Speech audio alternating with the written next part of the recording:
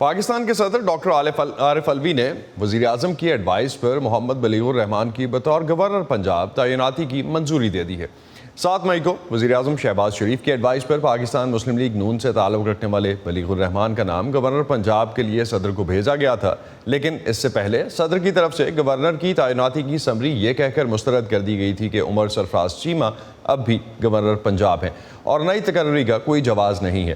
اس تعیناتی سے پنجاب کی سیاست میں کتنی تبدیلی آئے گی، اس پر بات کرتے ہیں لاہور سے وائس آف امریکہ کے ضیاء الرحمان اس وقت ہمارے ساتھ ہیں۔ ضیاء، کیا چیلنجز سامنے ہوں گے نئے گورنر کے اور کتنی تبدیلی آئے گی پنجاب کی سیاست میں اس سے؟ کیا اب حمزہ شہباز کے لیے اعتماد کے ووٹ کے لیے پریشانی ختم ہو جائے گی؟ دیکھیے اسد، آپ کے 2 سوال ہیں۔ سب سے پہلے تو یہ جب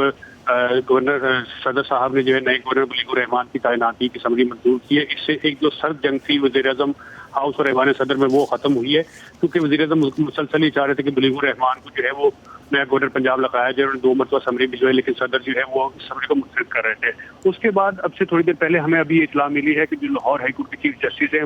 وہ کل صبح یعنی کہ منگل کی صبح 10 بجے پاکستانی وقت کے مطابق نئے گورنر سے حلف لیں گے، جس کے بعد یہ توقع کی جا رہی ہے کہ پنجاب میں جاری جو سیاسی بحران تھا وہ قدرے تھم جائے گا۔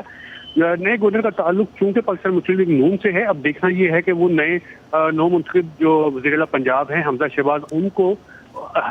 جو ہے وہ اعتماد کا ووٹ لینے کے لیے کہتے ہیں یا نہیں کہتے، کیونکہ حمزہ شہباز جب وزیر اعلیٰ منتخب ہوئے اس وقت انہیں 197 ووٹ ملے تھے، جس میں سے 25 وہ ارکان تھے جن کا تعلق پاکستان تحریک انصاف سے تھا، جن کو ڈی سیٹ کر دیا گیا کہ انہوں نے الیکشن کمیشن کے قواعد کی خلاف ورزی کی ہے۔ اب آئینی طور پر تو انہیں نہیں کہا جا سکتا، لیکن اخلاقی طور پر جو ہے وہ گورنر وزیر اعلیٰ کو کہہ سکتے کہ آپ اعتماد کا ووٹ لیں۔ اور جو آپ کے سوال کا دوسرا حصہ ہے کہ پنجاب کی سیاست میں کتنی تبدیلی آئے گی، جیسے ہی یہ حلف ہو جائے گا اس کے بعد جو حمزہ شہباز ہیں وہ اپنی کابینہ بنا سکیں گے، اور جو ان کا جو کابینہ کا جو حلف ہے وہ گورنر پنجاب خود لیں گے، کیونکہ حمزہ شہباز کو وزیر اعلیٰ منتخب ہوئے کم و بیش 1 ماہ ہونے کو ہے،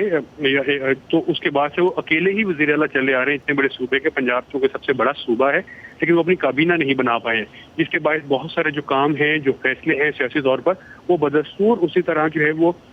نہیں ہو پا رہے ہیں، اور صرف جو وزیر اعلیٰ پنجاب ہیں وہ اکیلے ہی پرفارم کر رہے ہیں۔ بہت بہت شکریہ ضیاء الرحمان آپ کا۔ ضیاء الرحمان لاہور سے ہمیں اپڈیٹ اس حوالے سے کر رہے تھے کہ جس طرح کی سچویشن پنجاب میں اس وقت ہے، پاکستان کا سب سے بڑا صوبہ، اور اس میں جو اس وقت آئینی بحران تھا ان کے خیال میں شاید، اور جس طرح سے اس وقت ماہرین سمجھتے ہیں کہ آنے والے دنوں میں بہتر ہوتا، ہمیں شاید اس میں کچھ دکھائی دے۔